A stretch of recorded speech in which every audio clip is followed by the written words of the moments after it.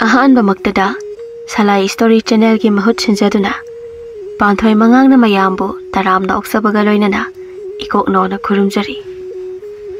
Ngasi su mayam gidamakta nungairaba wari ama puduna lakjari. Wari asigi mamingna Athengba Ahing ki Sakhenbi. Wari asibu ibirakbana Omita Sapam. Adudi mayam Athengba Ahing ki Sakhenbi hairiba wari asigi ahanba saruk asi mayam punna amuk taminarasi. Lamda tha loisinkhre sajibu tha horakle. Ayuktagi nongsu thili thili chui. Adubu churiba nong ado amuk hangbana chattaba yadaba thabak oibana thoiba thangnaba khun adomda mamanaba amagi machagi sosti chalubani. Ngasai mana lakpadadi nongsi hangkhigadaboi khallubani. Adubu hauji amuk churakle. Churiba nong adusu machi chubagum tawri. Asumagi gari ado thauduna lakpana mayamna hainaba thangnaba khun adugi labak adu yoksilakle. Thoiba matha khara sai. Lambi adugi labak tu lalaga chatkani khanbada. Adubu chattabadi yade. Sor ama hondoklaga thoiba gari ado khara kalap thori. Labak adugi loisilakpada uku amalei. Uku adawaido khara susui. Thoiba aswe angam yahan biganu haina machinda murum sonduna gari ado thori. Laibak phaba haigadra lampak ado usinna jilla thokjarakle. Khara thauraga yumlak taba horakle. Thoiba yumlak tarakpadagi wakhando yangi. Asum tharakpana lambi adugi mapanda lampak macha amasu leirami. Matamado thabalsu yamna pharami. Ngasai khai nong surubagi lambi di khara nale. Lambi gi matai da so street lights thanbana ingan ngale. Lampak macha adugi matai da u pambi amasu hawi. U pambi makhong adu da so mi ama phambagum tawribadui. Karigumba ama thiba sumale.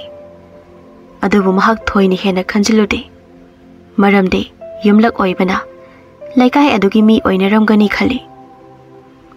Lampak adu lanthoklaba matung farmhouse amasu lei. Farmhouse adu lanthoklaga makhoigi khun yobagi lambi tarakadawribani. Makhoigi khun taba lambi yoramdai golai ama thekbaga lambi da mi mayam ama irang langnabadu urami. Kari tawraba yawraba jano khana magi gari ado khara tapthana thauraga lambi da chatliba nupi amada hangai. Ine kaidongnaba yawge mayam question generary basibo. Mayam maraktagi nupi amana chana. Ibungo gari accident tawribani. Asi hairam laga ahladudi mayam marakta sangsinduna asokpa sing adu yengli. Thoibasu gari adu khamlaga masu mayam marakta sangsilaktuna asokpa singdu yengli. Tanja asida laikai adugi nupa naha kharana laikai adugi gari ama hairubadagi laklei. Gari aduda asokpa mioi singdu hapkatpadu thoibasu yauri.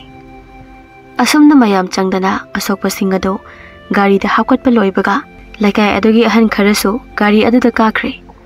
Aduga asokpa adu hospital yaunaba gari du thawkre. Masidagi lairamba miyamdo mayum da changnakre. Thoibasu mayum hallage khana gari adugi manakta lakle. Gari adu start tawduna khara thawba horakle. Aduga magi gari gi light aduna mami sami nupi gi maong manba ama chatlibadu urami. Thoibana khali asuk thenglaba asida nupi masa mathanta chatlibasi mi phattaba thengnarabadi pharaktani khanduna mayum phawba thinbiramlage khali.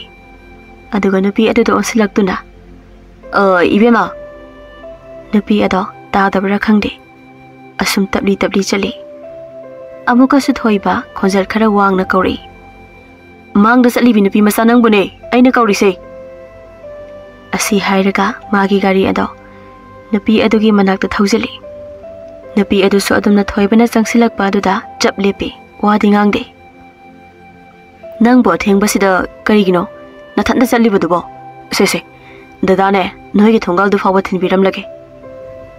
Wahai adu tabada nupi ado thoibada mamit khan yenglei Adubu thoibadi mityeng adu uhaudre. Aduga makha tan hairi. Matamse phatna thengle. Mi su kana amata chanadre. Nabung thinbiramagi lao. Noi thongkan phau. Yarani. Yum yaudore. Thangnaba thonggalasini. Asi hairaga napi ado adum chale. Thoibasu thongkan yaudore haiba aduda kharadi nungaije. Masu gari adu thaudre napi adugi thongkan phau chatminarage khali. Asum lakpana napi ado wahai amata hairamdana thongkal asangba amata jangki. Thoibadu karigino khangde masadu kainoma itau tawi. Napi ado kari mayabu paibano. Napi adugi sakdamdo yamna yengninglai. Ngasai makai chatminaringai matamdadi karisu khalamdabani. Adubu napi aduna hek jangkhibadagi magi thamoida haifam tofum khangdaba ama phaurai.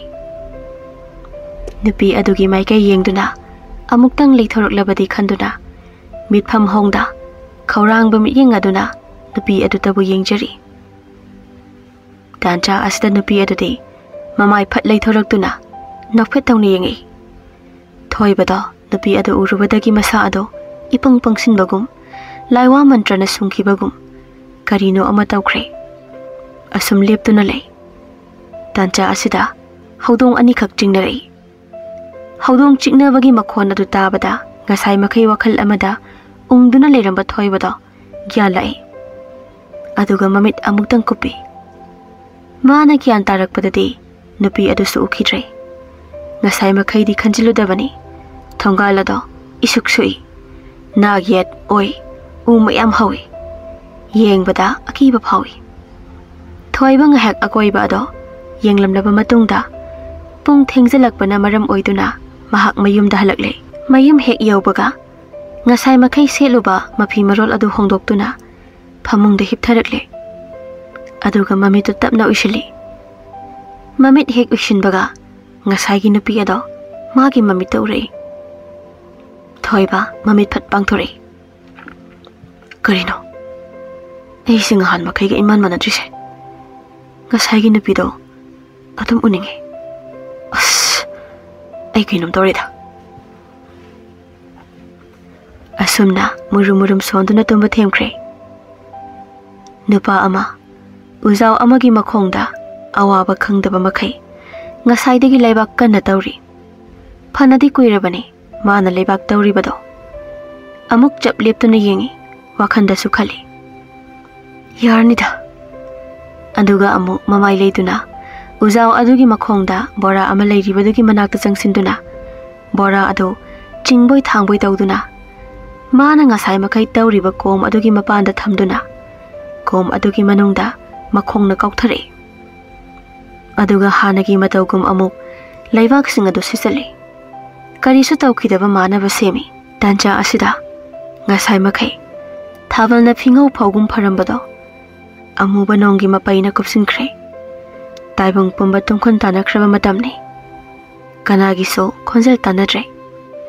Tariba khonjal haibabo kaujeng haraugi natana atopa taibang amatagi khonjal takhidre. Isik chikpa thabana phingau phogum pharamba do haujikte imamam silakle. Nupa aduna mana tawriba thabakto loiraduna mayum hankre.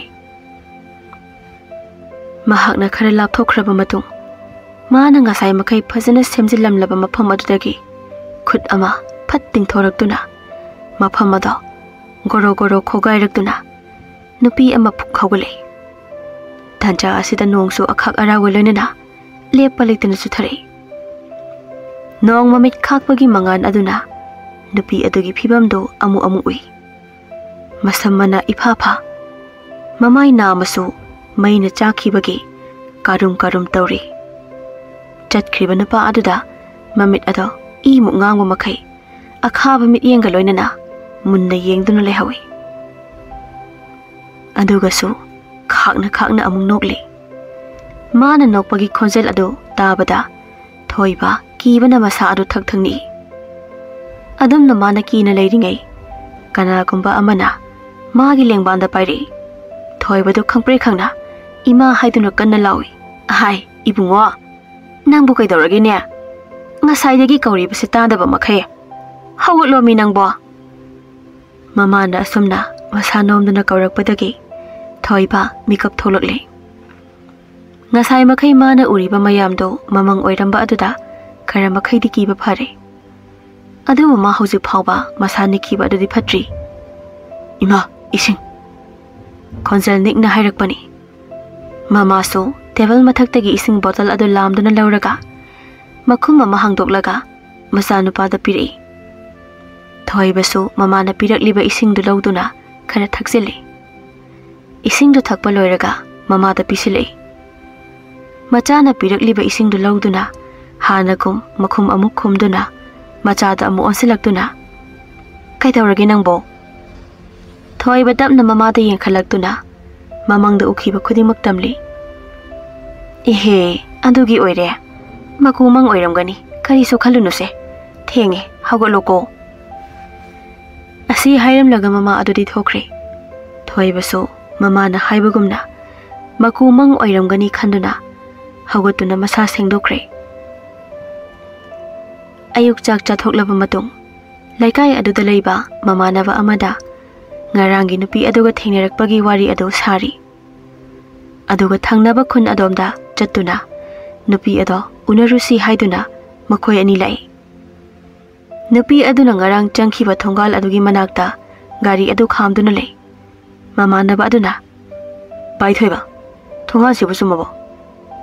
Chumi bai sigi thongal sidi ubada bhut tholakadabu malida. Isuk shukladana yengbada kanum tawdro. Thongal aduda yengna hairakpani. Amuka sumakhatana hairakli.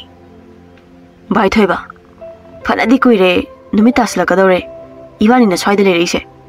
Ado thongal asidagi mi amata su thorakti. Nangna maming khangaudana arakwe mi amada kokthok khani su leite. Kamai tok saibano? Thoibada makok khotuna lei maduda amukso. Ibo kok khotpana kanare lao yum halasi thenge. Mi thongal maya sida ngasaidagi asat awong mayam sinane kainom khanaramani. Haibaga tawbaga nupi ani khak makhongna laklibado makhoi sui. Aduga makhoi ani dasu phalap yenglami. Aduga adam chatki. Thoibagi mamanaba Bikramdi moigi mityeng ado yamna hainaramde. Adubu thoibadi kanasuna sungdana thongal aduda munna yengduna lei. Ngarang nupi aduna changkhiba mamai onthoktuna nofet taramba mayamdo ningsingduna masa khangda nofet tore. Mama nama Bikramna gari gi horong khongakpa aduda noklamba minokto hanjinduna yengai. Thengi lao heng nomla ase thoibada yamdadi haningdribani. Adubu magi mama naba aduna gari gi horondo hanjin khonglakpadagi haningda halakle. Thoiba masado haifam to phum khangdana tumina chak chathoklaga phamungda magi phone dusum yengli. Tanja asida mangolomda kanagumba amana mabu kobagi khonjel ama tarakhi. Ahan badadi ma phone gi volume do full da lekhatlaga thabana mayek sengna tarude. Adubu asum leptana kaurakpana mana lekhaliba volume do khara tapna tharaga kanano khana makok thangatuna tai. Adubu ngasai makai kaurambado amuk tumina lekhre. Thoiba sumagi wakhana oiramlani khanduna phone da amu onsinkre. Adubu handakti ma phone gi volume da lekhatre. Ngahak yenglaga thoibade adumak tumthakre. Thoiba lao. Thoiba sida thoro. Thoiba oirum sarum tumtharaba thoibado mabu hanjin son thangnana kauribadu taraduna mamit singai. Kari su khantaba tawduna thoiba khara kanano haiduna hairui. Adubu kanasu khumlakte. Ibungo kaitawrage nangbo tumdribo? Thoibana kanano haina laukhiba aduda mama su taraduna hanglaklibani. Kanano khangdeda. Hai tumo yare. Nang handakne hanaga yam manadre. Kaino mai tawre ko nang. Asi hairaga mama su tumba themkhre. Thoiba su magi famungda hausikidubu kaino mi khonselane. Adubu mi dimande khonjel adu kainom idau toy nupi sumali nupa sumali kainom nida handak mang hanag inung nungai tabane tum hauragi kanate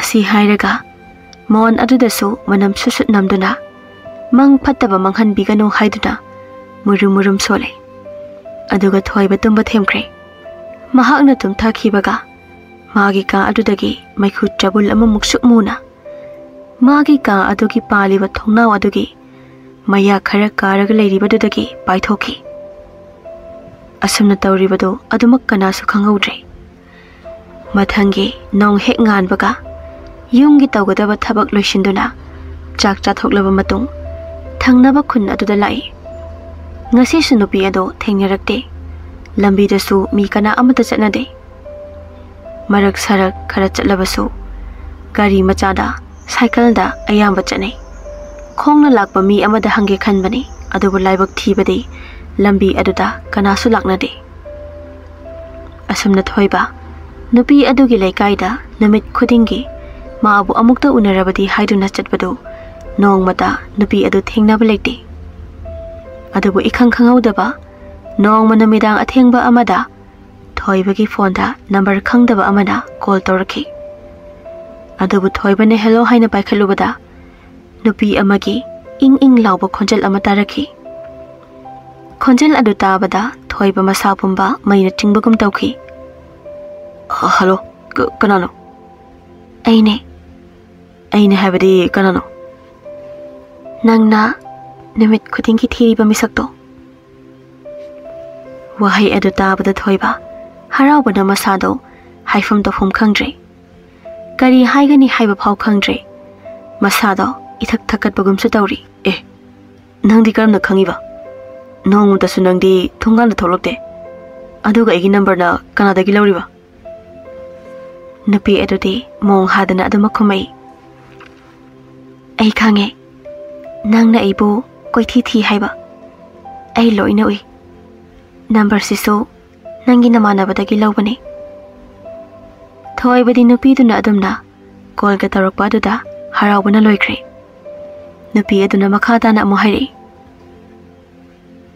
karigino nangna aibu thiribade aibu thigano aigi inakta nake khangano karigino aidi nangbo dinaba loinaba pame adu yadabro yade aidi nakhoi taibuk mise yamna kise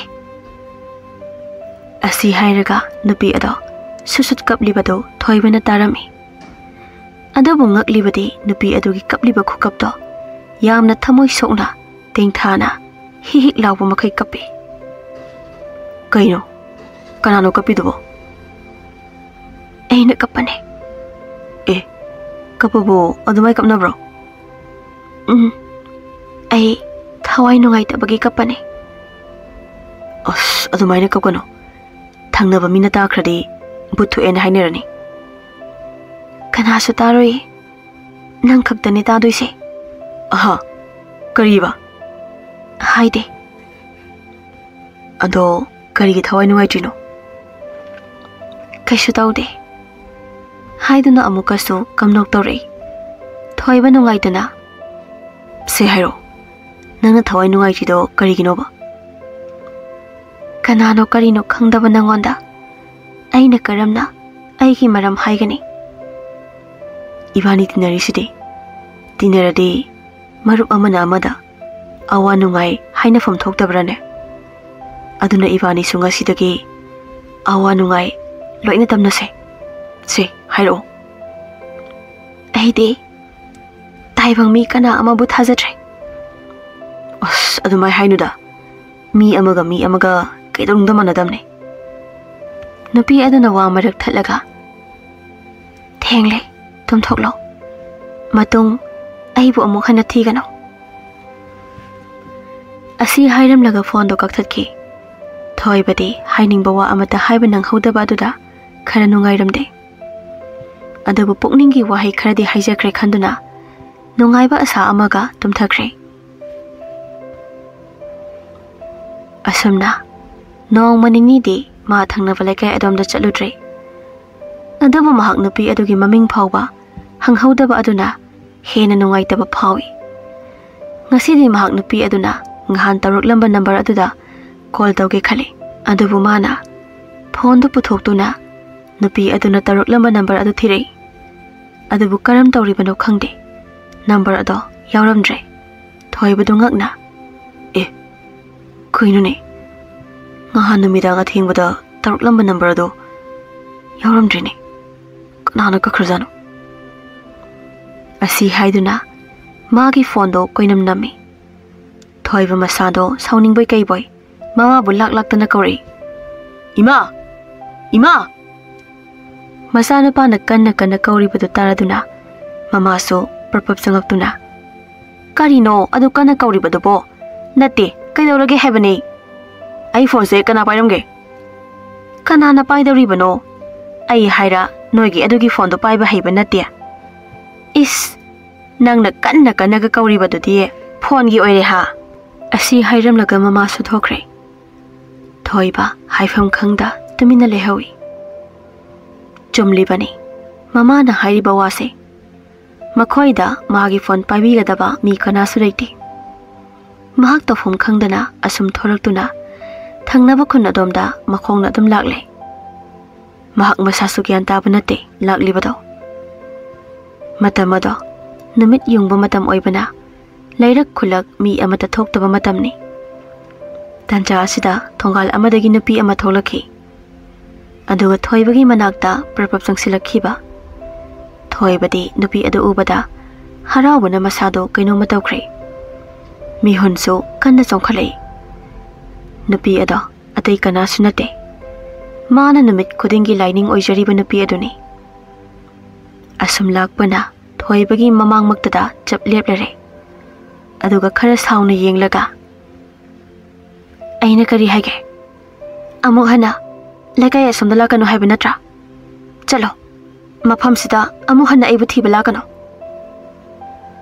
ꯊꯣꯏꯕꯗꯤ ꯅꯨꯄꯤ ꯑꯗꯨꯅ ꯉꯥꯡꯂꯤꯕꯗꯨ ꯇꯥꯕ ꯅꯠꯇꯦ꯫ ꯃꯥꯒꯤ ꯇꯌꯤꯡꯕꯤ ꯃꯥꯒꯤ ꯃꯁꯛꯇꯨ ꯌꯦꯡꯂꯤ꯫ ꯅꯨꯄꯤ ꯑꯗꯨꯅ ꯁꯥꯎꯔꯤꯕ ꯃꯈꯩ ꯃꯥꯕꯨ ꯅꯨꯡꯁꯤꯕ ꯑꯁꯨꯝ ꯍꯦꯟꯒꯠꯂꯛꯏ꯫ ꯅꯣꯛꯐꯦꯠ ꯇꯧꯅ ꯇꯨꯃꯤꯟ ꯅꯨꯄꯤ ꯑꯗꯨꯕꯨ ꯌꯦꯡꯗꯨꯅ ꯇꯔꯪ ꯃꯥꯂꯪ ꯑꯃꯗ ꯇꯥꯎꯔꯤ꯫ ꯃꯥꯒꯤ ꯊꯧꯁꯥꯗꯕ ꯃꯇꯧꯗꯨꯅ ꯅꯨꯄꯤ ꯑꯗꯨꯗꯤ ꯁꯥꯎꯅꯤꯡꯕ ꯁꯨꯝ ꯍꯦꯟꯒꯠꯂꯤ꯫ ꯉꯁꯥꯏ ꯃꯈꯩ ꯉꯥꯡꯂꯤ ꯁꯛꯂꯤꯕ ꯃꯌꯥꯝꯗꯣ ꯇꯥꯗꯕꯒꯨꯝ ꯇꯧꯕ ꯑꯗꯨꯗ ꯅꯨꯄꯤ ꯑꯗꯨ ꯁꯥꯎꯅ ꯌꯦꯡꯂꯝꯂꯒ ꯊꯣꯡꯒꯥꯜ ꯑꯗꯨꯗ ꯆꯪꯈ꯭ꯔꯦ꯫ ꯊꯣꯏꯕꯁꯨ ꯍꯧꯖꯤꯛꯇ ꯒ꯭ꯌꯥꯟ ꯇꯥꯔꯛꯏ꯫ ꯇꯥꯟꯖꯥ ꯑꯁꯤꯗ ꯑꯉꯥꯡ ꯑꯃ ꯗꯨꯀꯥꯟ ꯇꯝꯅ ꯂꯥꯛꯏ꯫ ꯃꯍꯥꯛꯅ ꯂꯩꯔꯤꯕ ꯊꯣꯡꯒꯥꯜ ꯑꯗꯨꯗꯒꯤ ꯈꯔ ꯆꯠꯂꯒ ꯗꯨꯀꯥꯟ ꯑꯃꯁꯨ ꯂꯩꯔꯤꯕꯅꯤ꯫ ꯃꯥꯁꯨ ꯋꯥꯈꯜ ꯑꯃ ꯂꯥꯛꯇꯨꯅ ꯗꯨꯀꯥꯟ ꯑꯗꯨ ꯇꯝꯅ ꯂꯥꯛꯏ꯫ ꯑꯗꯨꯒ ꯑꯉꯥꯡ ꯑꯗꯨꯗ ꯑꯣꯟꯁꯤꯜꯂꯛꯇꯨꯅ ꯑꯕꯨꯡꯉꯣ, ꯀꯀꯥ ꯋꯥ ꯑꯝꯇ ꯍꯥꯏꯒꯦ꯫ ꯀꯀꯥ ꯀꯩ ꯍꯥꯏꯒꯦ? ꯊꯣꯏꯕꯅ ꯍꯧꯖꯤꯛꯀꯤ ꯊꯣꯡꯒꯥꯜ ꯑꯗꯨꯗ ꯈꯨꯠ ꯊꯤꯜꯂꯒ ꯑꯁꯤꯒꯤ ꯊꯣꯡꯒꯥꯜꯁꯤꯗ ꯂꯩꯁꯥꯕꯤ ꯀꯌꯥ ꯂꯩꯒꯦ? ꯑꯉꯥꯡ ꯑꯗꯨ ꯊꯣꯡꯒꯥꯜ ꯑꯗꯨꯗ ꯌꯦꯡꯉꯒ ꯀꯀꯥ ꯀꯩꯒꯤꯅꯣ? ꯁꯨꯝ ꯍꯪꯕꯅꯦ, ꯑꯃꯈꯛꯇ ꯂꯩꯕꯅꯦ꯫ ꯑꯉꯥꯡ ꯑꯗꯨꯅ ꯃꯈꯨꯠ ꯇꯝꯂꯒ ꯍꯥꯏꯔꯛꯄꯅꯤ꯫ ꯊꯣꯏꯕꯁꯨ ꯑꯣ, ꯑꯃ ꯍꯥꯏꯕ? ꯑꯁꯤ ꯍꯥꯏꯔꯒ ꯗꯨꯀꯥꯟ ꯑꯗꯨꯗ ꯑꯣꯟꯁꯤꯜꯂꯒ ꯑꯆꯥꯄꯣꯠ ꯈꯔ ꯂꯩꯔꯦ꯫ ꯑꯗꯨꯒ ꯑꯉꯥꯡ ꯑꯗꯨꯒꯤꯁꯨ ꯃꯥꯅ ꯄꯥꯝꯕ ꯑꯆꯥꯄꯣꯠ ꯈꯔ ꯂꯩꯔꯒ ꯂꯩꯁꯥꯕꯤ ꯑꯗꯨꯗ ꯄꯤꯌꯨ ꯍꯥꯏꯗꯨꯅ ꯄꯤꯔꯛꯂꯦ꯫ ꯑꯉꯥꯡ ꯑꯗꯨꯁꯨ ꯑꯆꯥꯄꯣꯠ ꯀꯌꯥꯝꯅ ꯂꯩꯕꯤꯕ ꯑꯗꯨꯗ ꯍꯔꯥꯎꯅ ꯆꯦꯟꯆꯠ ꯇꯧꯗꯨꯅ ꯊꯣꯡꯒꯥꯜ ꯑꯗꯣꯝꯗ ꯆꯪꯈ꯭ꯔꯦ꯫ ꯗꯨꯀꯥꯟ ꯐꯝꯂꯤꯕ ꯅꯨꯄꯤ ꯑꯗꯨꯅ ꯊꯣꯏꯕꯗ ꯑꯣꯟꯁꯤꯜꯂꯛꯇꯨꯅ ꯏꯕꯨꯡꯉꯣ, ꯅꯪꯕꯨ ꯑꯩꯈꯣꯏ ꯏꯕꯦꯝꯃꯒ ꯈꯪꯅꯕ꯭ꯔꯣ?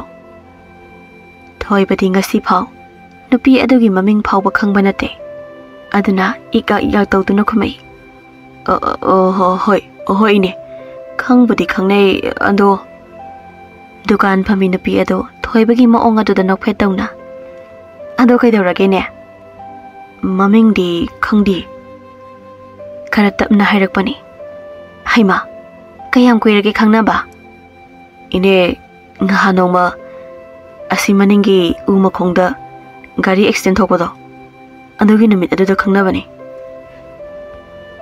ꯊꯣꯏꯕꯒꯤ ꯋꯥꯍꯩ ꯑꯗꯨ ꯇꯥꯕꯗ ꯅꯨꯄꯤ ꯑꯗꯣ ꯈꯔꯗꯤ ꯆꯤꯡꯅꯩ꯫ ꯑꯗꯨꯕꯨ ꯋꯥ ꯃꯈꯥ ꯇꯥꯗ꯭ꯔꯦ꯫ ꯊꯣꯏꯕꯁꯨ ꯉꯥꯏꯍꯥꯛ ꯂꯩꯔꯝꯂꯒ ꯍꯟꯈ꯭ꯔꯦ꯫ ꯉꯁꯤꯗꯤ ꯊꯣꯏꯕ ꯉꯍꯥꯟ ꯃꯈꯩꯒ ꯃꯥꯟꯅꯗꯅ ꯌꯥꯝꯅ ꯍꯔꯥꯎꯔꯝꯃꯤ꯫ ꯃꯔꯝꯗꯤ ꯃꯥꯒꯤ ꯊꯃꯣꯏꯅ ꯈꯣꯏꯗꯥꯖꯔꯤꯕꯤ ꯅꯨꯄꯤ ꯑꯗꯨꯒꯤ ꯃꯃꯤꯡ ꯈꯪꯂꯛꯄꯒꯤ ꯅꯨꯃꯤꯠ ꯑꯗꯨꯁꯨ ꯍꯧꯈ꯭ꯔꯦ꯫ Thoibadi nongma nongmagi nupi adubu nuksiba asum asum hengalei. Ayuk nungthilgi matamdadi mahak thaba ingkhang chatpana nupi adubu khara kaubugum tawi. Adubu numidangi matamdadi nupi adubu hena hena uningba nungsiba hengali. Manakta chatningba adum tawribani. Nongma numidang ama thoibana tumthakraba matung nupi aduna mabu makhut khatuna thongal wangmadagi lao haina kauri. Thoibasu nupi aduna kauribadu taraduna tumlambadagi hawalagle. Aduga thong hangdoktuna mangolomda tholakle.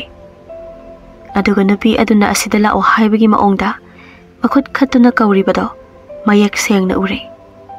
Karino khanama wa amata haidana tumin nupi adugi manakta lai.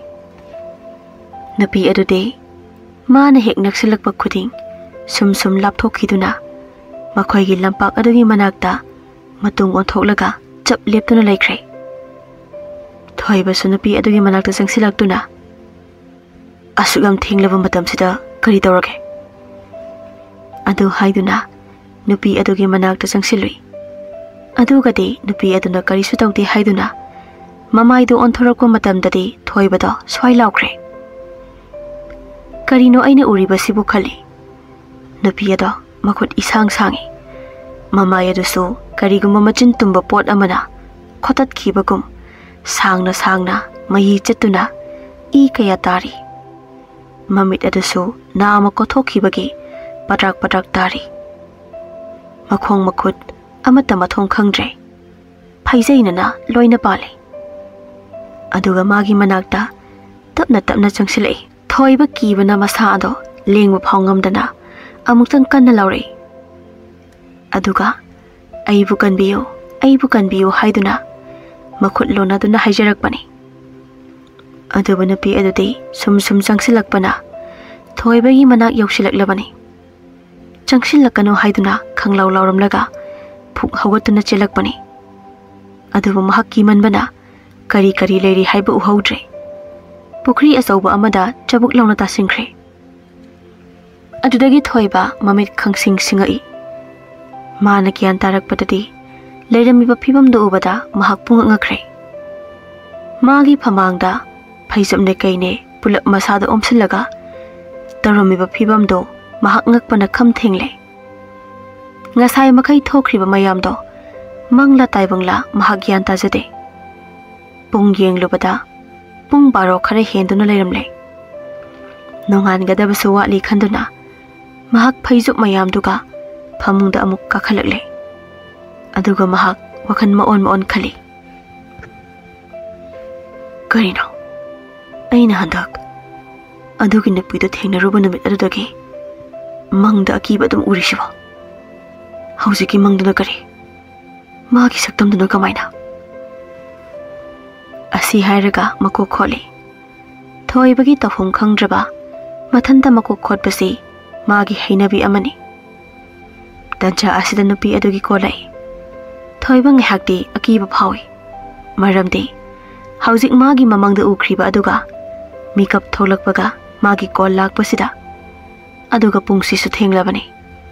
Kina lakliba kol to paikhali. Hello. Hek haibaga asomdagi nupi aduna hello hairi. Aduba tariba khonjelado nupa nupi anigi khonjel oina tawi. Aduda su thoibado khangpre khangna chongkhale. Aduga magi phone do so mon makhada sat insinki. Magi phone do amka sukhingi. Thoibado kibana lakliba phone do hanna yengtre. Adumak miss call ta hankre. Ahing ado thoiba wana tumduba makhai nongan bangairi.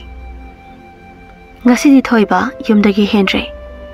Hadak magi mamangda toina akiba khara ubasina masado inung nungai tabugum tawribani. Aduga ngarangi mangaduna amuki hena masado letafum khangdabani. Wakhan mawon khanduna mangolgi churita famda makhong yandaraga famlingai mamana phone lai hairaga pirami. Kanano khana nakongda phone adu thamlaga hello haibaga asomdagi khoithumlaba khonjal adu tabada masa pumba pungpang pangsingkhibagum tawri. Karino tumina lairisibo Nupi adugi wahidu tabada thoiba masadu ikhang khangna aha kari karino ipapa khalisibo asi haiduna amu sitha nokli thoibadi ngarang numidangi akiba mayamduna masa ado karino matawribani aduga hosig amu nupi asigi nokpagi makhol asi tabada masadu khirum tawribani thoibada ngasidi isa nungaite thamlage haiduna phone ado kakhatkre aduga mahak aduma ungduna famli magi matungda kanagumba ama lepagi samin phangli adu faw mahak kimanbana kanano haina faw yengthoktre ibungo imung janga one nangbo numitara kadawre mamagi khonjal aduna mahak akiba khara phakibagum tawri imung jangbana pharani khanduna mamai leithokduna imung changnabagi hawgatuna khongkap ama ani thanglaklabani karigumba ama thonganda ukibana amuk mamai leithori mayek sengna ure mana nungsijabi thangnaba khungi nupi ado moigi thongal wangmada leptuna mabu thoglo haibagi maongda makhut khatuna kauribado masu mayek sengna ure kari su khanthadana mahak masa pumba onthoraktuna makhong thangduna mangondagi sumang yorukli ngasai makai akibo khan mayam ama khalamba pumnamakto kaukibagum tawri mana sumang motal he yorakpaga ibungo numita dawre thokranuni nangbo mamana sumna hairakpaduda thoibado mamada onselakpani aduga amu mamai leiduna thongalomda yengakpa matamdari nupi adu leiramdre khare lapna chakhibadu urami mamana numit tadawre changao haibadagi masu haujikti imungda changi numidangi matamni thoibada masa nusuk nungjanana leirami kari tawrage nangbo nasa nungaitrabo ngasi sibu ngahan makhaiga iman manadini nasado asumna hairakpasida karisu tawde hairamlaga magi kada changkhre ngasigi machanupagi matause kharadi ngakpa phawi adubu mahak ka hena khanjaludre ngasidi thoiba masado chokthabana suloire aduna mahak phamung yobaga adumak tumthakre namit khara hokre thoiba masado kithi kirum tawrambado khara phare ngasidi thangnaba khun adom dalai nupi adubu unaraga wari sage khana nupi adugi thongal adawaida hangat handa sum chali thoiba ngahak chaplepi aduga thongal aduda changlaga mayumda changduna mahaki saktamdo haifetang oirabasu uhaugi khali tanja aduda thongal adomdagi ahan nupa ama thore thoibasu ahan aduda hanglagi khana changsilai asum changakpana ahan adugi manak yoksilakpada nupi ado asom wangmadagi makoktu thoibaromda cheptharaktuna wadi ngangda makhuna ingit tawri asomgi pukri mapalomda leiramo haina thoibasu tawrakliba ingitu ubana tumin mamai leiraga thorake tawi aduda ahan adusu tapli lakpana thoibana lepliba manak yoksilaktuna ibungo nangbu kana hangbano swaigi mi sumande ne thoiba haifam to hungkhangdana masado ithak thakalaga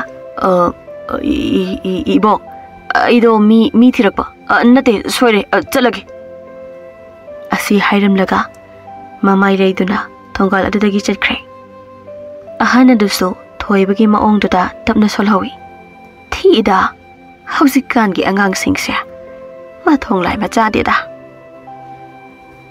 thoibasu nupi adugi manakta lai nupi adudi yam sauna pokri mapal aduda phamduna leirami thoibana manakta changduna phamtharake tawi adubu nupi aduna khara laptho kaigino mina ukhrabadi phajade adoide phamo thoibasu nupi aduna haiba khuding yaraduna khara lapna phamthai nupi adudi sauna karigino nangna ibu thiba laibade matung asumna lakano aide nang bunukti uninge Wahaidu tabada nupi ado sauna yenglei. Mityengdu thoiba khara khautakjai. Thoibana wa ama haige khana mamai nongkhalakpada nupi aduna asomdagi se karino yengo haina makuthilei. Thoibasu nupi aduna hairiba adomda yengi adubu karisu leite. Pakhang masa ani ahum irujabagi laklibadu ui. Adu nataba atai karisu ude. Karino haina leisilakpadade nupi adu leiramdre. Thoibadu ngakna. Karom chakrabajano ne. Karimataga hairamdeni. Asumna haiduna koilei leiduna yengi.